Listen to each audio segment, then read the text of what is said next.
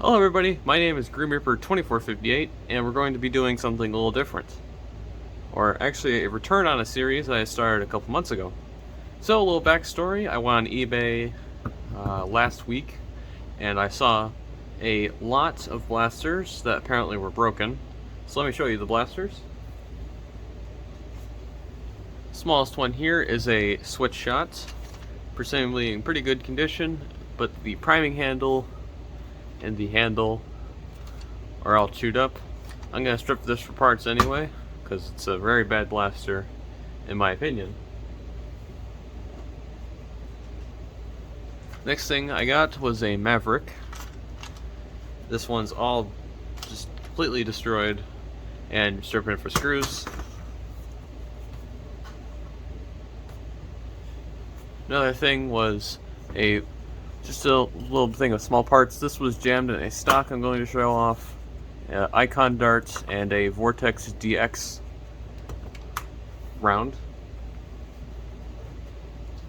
And I got this Diatron with a Raider stock. The Raider stock was not attached. This part of a Retaliator was jammed in it without any screws, so I'm wondering if the person here was a modder. Or they just completely broke that and lost screws. This works completely fine. The priming arm is not broken in any way or starting to break, which apparently is very rare for these things. I own 2 Diatrons now. I'll have to see if anybody wants to buy a Diatron off me, because this one works perfectly fine. I've test fired it. It was jammed with this disc. It just needs, because the Diatron works by shotgunning 2 discs at once, and if you put 1 disc in, it won't fire. So this one's pretty easy to fix. But this is not the main focus of this video now. The one thing I got from this lot that was a very good deal: a complete original N-Strike Raven. Now, I already have a complete N-Strike Raven. It's a sleeper with Kraken motors, a out of darts flywheel project 42mm cage with Cyclone wheels, hitting about 130s. A very, very nice mod. This one is called Acles. Greek god names are very hard to remember offhand. But this guy was in there, and I originally had this in my cart on eBay.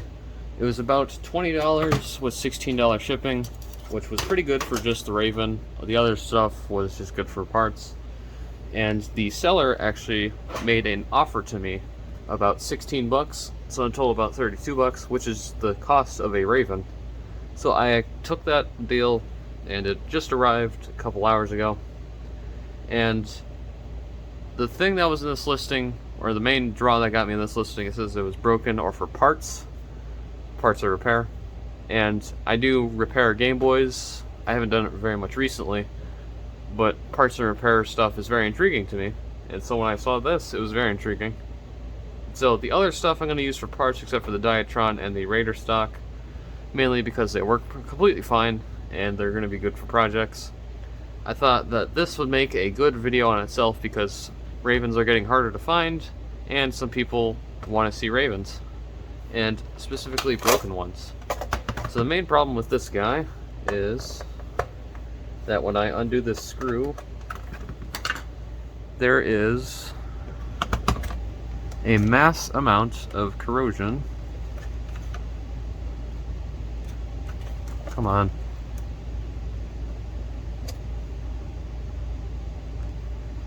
There we go. So this lead and this lead are completely corroded. This one appears to be fine. And on this side we have an equal kind of amount of corrosion. So this guy won't work for us. And then on the magazine, we have the same problem. I would have unboxed all this stuff in a Nerf thrifting video or a what's in the box video, or Nerf packages. I was just so eager to get this, and I figured I'd make a video on at least the Raven. And this guy is also corroded.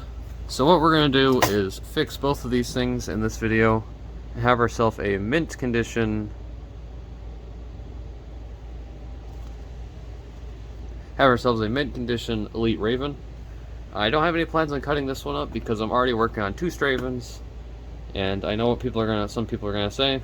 Don't type that comment. So what we're gonna do is we're gonna repair the magazine first, and then we're going to repair the Raven, because the magazine is going to be very, very quick.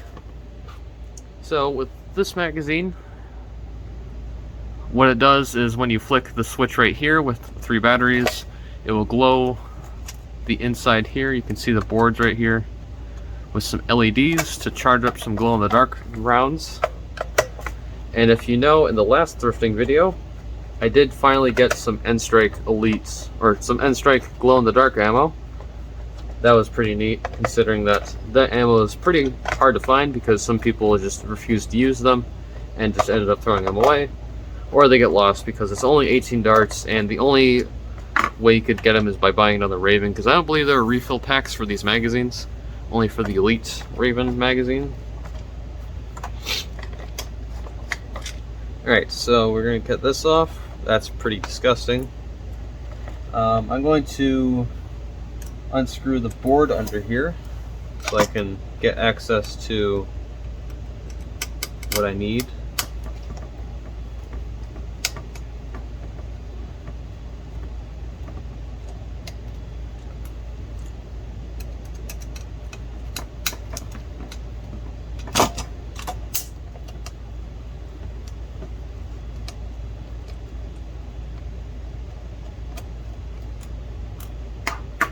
Alright, got the screws out, so I'm just going to pull this guy.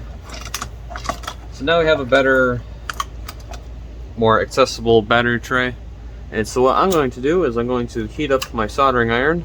We're going to desolder the leads, and we're going to take the leads actually out, and we're going to dunk them in some cleaner, and we're going to clean the contacts and make it so the batteries can have a nice contact again. So what I like to do is put some solder on the iron itself, and obviously clean the tip, and then add some solder.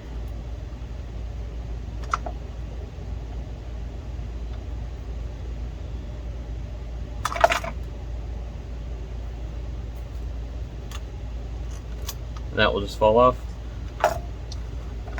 And we'll get to this guy too.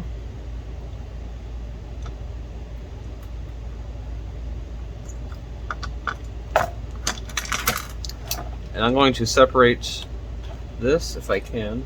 I may have to use some gentle force on this board. Okay, so now that's all separate. Got a collection of screws there. We have the battery tray, which is full of water. And we're going to take these out. So what I recommend is desoldering all the solder from this just by heating it up and using a solder sucker.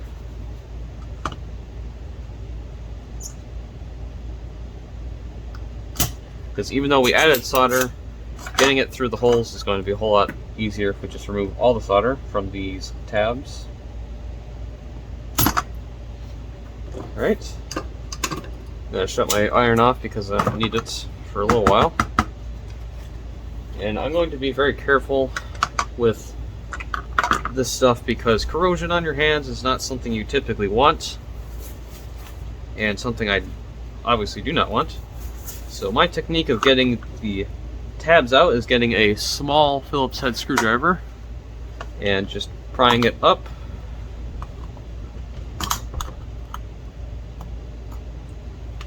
and forcing it down, not like that.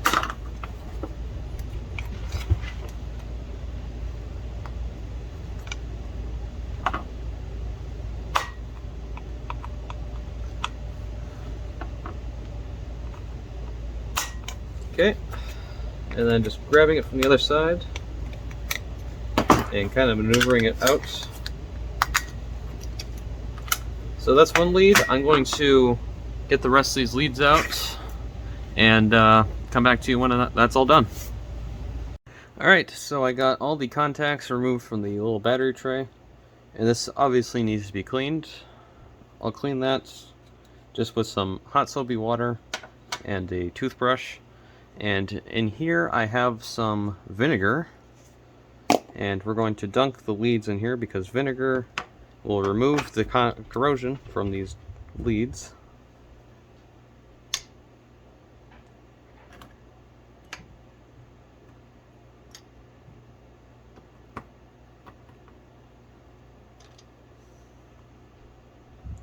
So I'll just let this sit. It's just bubbling right now.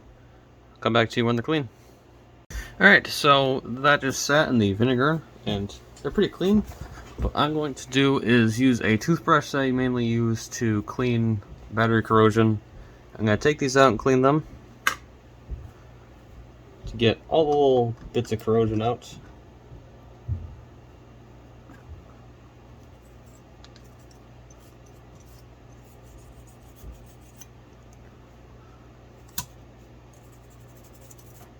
And just like that, we have a nice shiny battery contact. So I'm going to do that to the rest of the 3 of these. Come back to you when that's all done. Okay, got the battery pack all cleaned up. Got it looking corrosion free and dirt free. So when putting contacts back together, you're going to want to obviously remember where they go, or just have a good idea of what you're doing. So obviously on here we can see where the batteries go, and this is going to be the head of the battery and this is going to be the back of the battery. So we can tell that this one will go here because of the orientation here. You're going to want to push it until it's completely flush with the bottom of the stand or the tray, I guess. Oops, bent that. It's fine. Bend that back, and then with this, you're just gonna bend it right back into its place. So now it's locked in, and it can't really go anywhere. And with this single lead, or the single hole here, I guess, we're going to put the lead with a spring in it. Because you always want to remember that's opposite of each tab. It's never going to be the back of a battery contact with another back of a battery contact. It'll always be different because that's how batteries work. Alright, so we got that pushed in.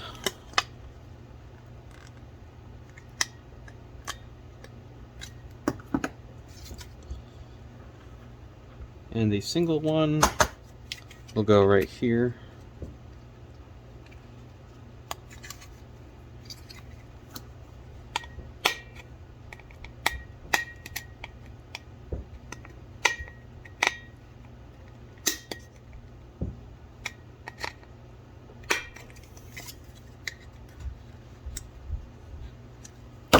And the dual will go right here.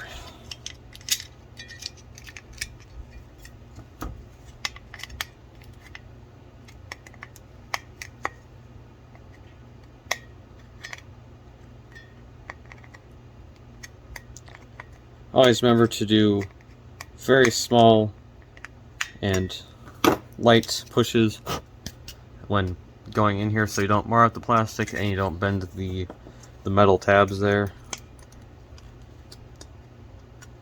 So we got this all locked up with some very nice clean battery contacts. So you can choose to put the battery door back on for now. I'll do that because it's one less step I have to do. And put this back. What we're going to do is clean this up with some Q-tips because it's very wet, because I believe the condensation of it just being outside near some snow, because it's obviously still wintertime here in good old New York. So that's all cleaned out. There was some excess battery corrosion. Under the tape I'm not too worried about. So here, you don't really need to remember where this goes, because if you remember, this little board will go right here.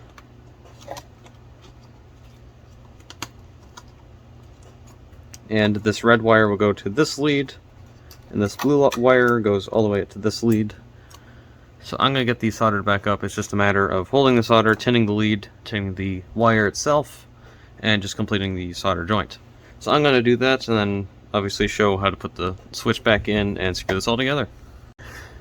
So I got the tabs all soldered in, and with this switch and the switch piece, we're going to obviously put the switch back.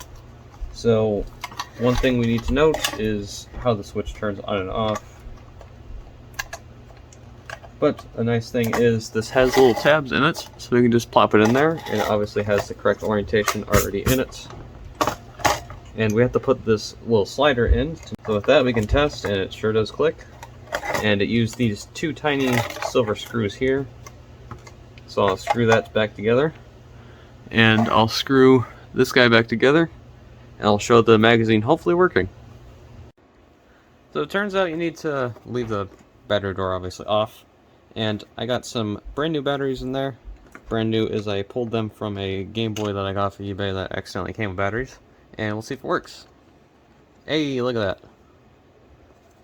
Works nice and bright. And that's a Happy magazine. Let's get on to the main part of this build, main part of this repair, which is that Rayven right there. So a few things to note when opening a Rayven. I like to lift the jam door up because it just makes it a whole lot easier to unscrew it. Obviously make sure your battery, or your Rayven doesn't have any batteries, no magazine, no darts unless there's some jam. The screw length is a bit different. The one on top here is different in size than the one right here. If I can get this screw up. And this came from the main body. Obviously it's a different height. That is because this rail is a whole lot thinner than the rest of the shell. So you're going to want to keep track of the two little tiny screws and put them to the side next to the regular screws. I'd recommend undoing all the screws and dumping these screws out, so you don't, when you close it back together, you don't crunch any of the battery or the screw posts. So I'll unscrew all the screws, have them all sorted, and I'll come back to you when I do that. Alright, got the screws removed. Now we're going to crack it open. Sometimes it can be a little fickle, especially in this area. So we're just going to take a flathead and kind of pry it up. Be careful not to completely destroy the shell when doing so.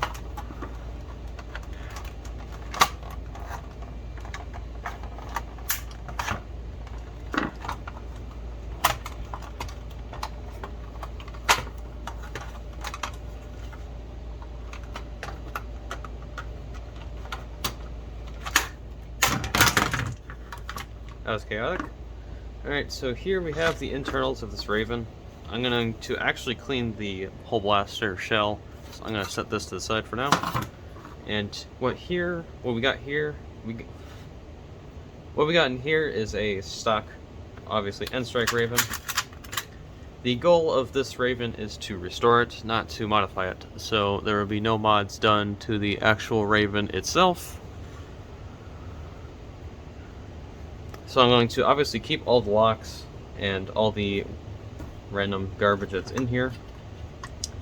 So I'll take all this stuff out. And our main concern is getting down to these battery leads, but I'm obviously going to clean this blaster. So I'm going to strip it down completely. So what I'll do is completely strip this down off camera, because I don't really think you want to sit here for 10 minutes watching me take apart a Rayven. So I will be right back. Alright, so I got the battery contacts all nice and clean. This contact did not need to be put in the vinegar, but as you can tell, it does scrape away and eat at the nice silver coating on the outside, but I'm more concerned about it working than it looking pretty. So putting this back together is pretty easy. I'm actually going to put this barrel on beforehand.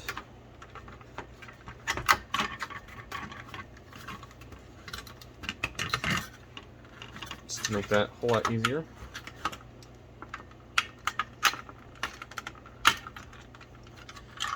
Alright, so with this lock, it came with this piece. So Gonna zoom in here. So this lock here obviously went right here. And we're going to put this little nub piece on. It feels so strange putting locks back in because I usually remove locks in most of my blasters, like I'm sure you do.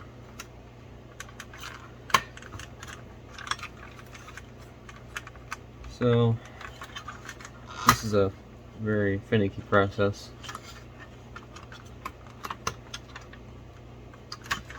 So that's all like that. We're going to tuck the wires back. And this is our rev trigger. My rev trigger was a little... didn't have a lot of return on it. Wasn't very good.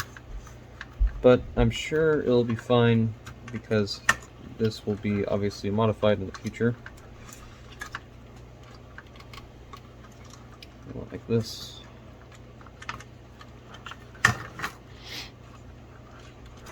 Put this back. So here comes the fun part of rewiring this blaster as to rewiring its stock. So I'm going to put the motor tabs back up. You don't want to bend these guys too much because they can and will break.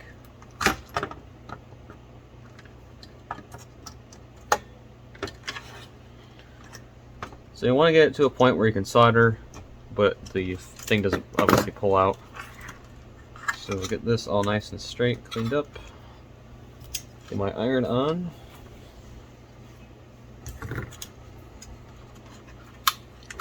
And we'll tin the motor tab here. Come on, heat up. There we go.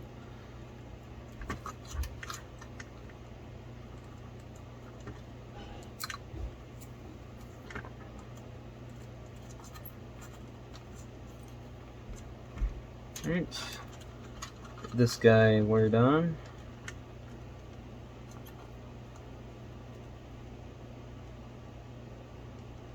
Cool. And we'll actually not bend it down, back down just yet, because we're going to have to put the wires underneath here. And then we'll put that on top of the wires so they just stay put, even though the magazine piece holds them perfectly fine. No real point to doing this, but it's what the manufacturers did. So that's what I'm going to do.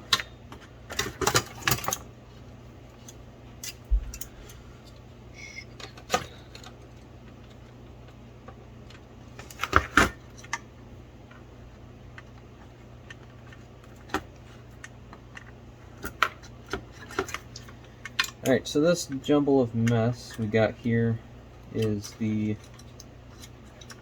power to all these little leads, and that just fell off. So we're gonna have to strip all the wires that just refuse to come back. So what we're gonna do is actually solder all three of these together and then solder them to the actual part. So we're not soldering this and then soldering that and then that falls off. So the gauge of this wire is 22 gauge. Which is on my nifty stripper here. We don't want too little and we do not want too much. That seems to be a perfect amount. And we'll tin it up. If you watched my Swarmfire video, you know that tinning up is very important. And while we're here, we'll tin this guy up.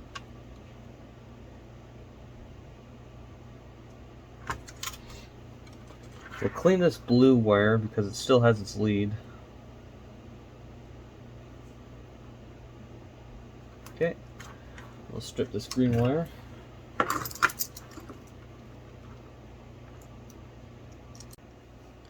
So I got the thing stripped down. One problem that I'm running into right now was I forgot that the barrel here is actually sonic welded into this little nub here, which has the rail attachment piece on the side on it, which makes it so I can't really clean it without getting water in there, and I don't want water sloshing around in an electronic blaster. So I got all the crap removed, and the weird thing about this blaster is they, instead of wiring it directly, all these wires directly to a board, they just decided to put all the wires on that one lead. So taking this apart is going to be a whole lot more difficult. So like I said, I'm not modifying this blaster at all, so I'm going to be pretty careful with these boards. But if I do accidentally break one, it won't hurt my heart to actually rewire this thing, because I might just plan on rewiring this. Anyway, we got obviously this all now done. So what I'm going to do is tape all the wires that need to go here together and leave this wire where it is just alone, because then I'll know that this bundle of madness goes here and not in here, causing a short circuit or just a problem in the blaster in general. So we'll have to heat this guy up. Make sure not to angle this so your soldering iron is melting the plastic, because I've done that many times trying to desolder wires on a Rayven.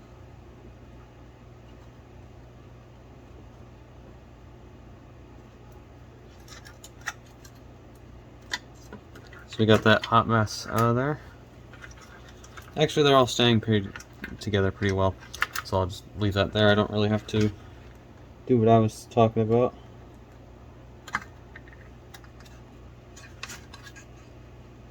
This is very hard trying to record. Take this lead out. There we go. So here's our wire jumble. We'll have to keep this just the way it is. And now we got the raw blaster here.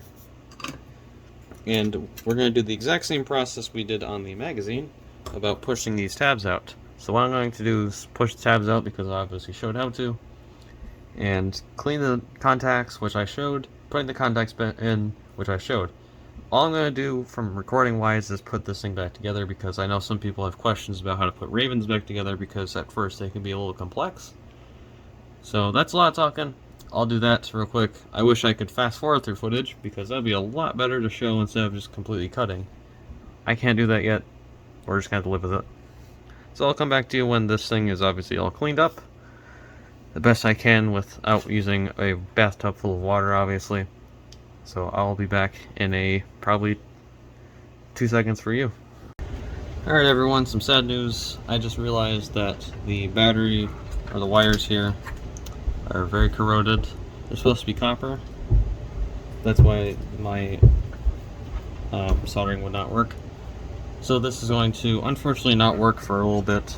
But I am not sad about that, because I have extra wire and I could obviously rewire this at any point in time.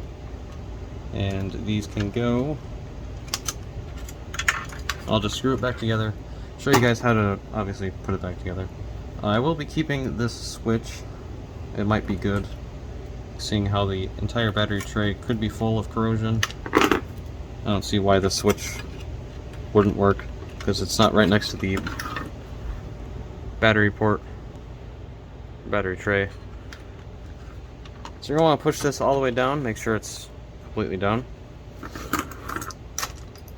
I was supposed to put this in before I did this.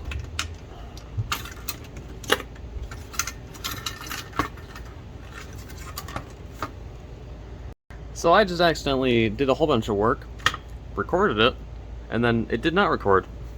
So now we're here. Put this lock back in, its orientation, and the firing mech. Just pointless footage that doesn't even exist anymore.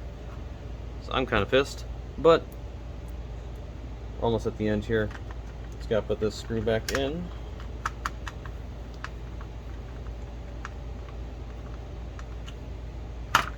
And now we're completely done putting this Rayven back together.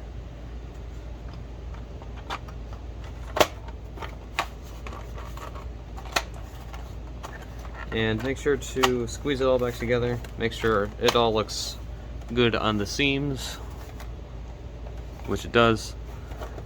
I'll put the two smallest screws here on the top, and then put the rest of the main body screws back where they go.